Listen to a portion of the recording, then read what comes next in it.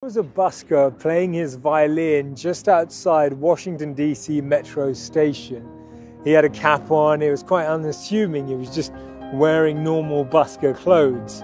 He was playing one of the most expensive violins ever and some of the most beautifully composed music from the most talented artists and talented composers. The funny thing, 1,097 people walked past and barely anyone noticed it, barely anyone really connected, barely anyone was really engaged. In just under an hour, he'd accrued about just over $30, and that's not a bad amount for a busker, but the fascinating thing was that just a week before, he'd sold out an arena for $100 per seat. This was actually a social experiment conducted by the Washington, D.C. Post, which showed, do we miss beauty when we see it unexpectedly? Are we not able to observe beauty, observe talent? Is it that we miss the most amazing things in the world just because we don't see them on television, or they're not presented to us in a certain format or in a certain package or in a certain box?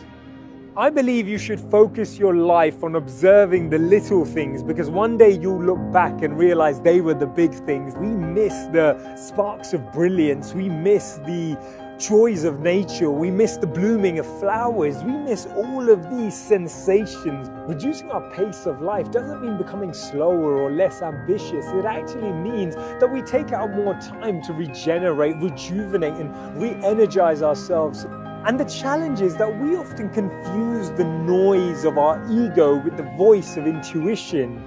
But actually, the more we tune out of the space we're in, we can tune into that intuition. We can actually find how we can be guided and navigate life, because big egos have little ears.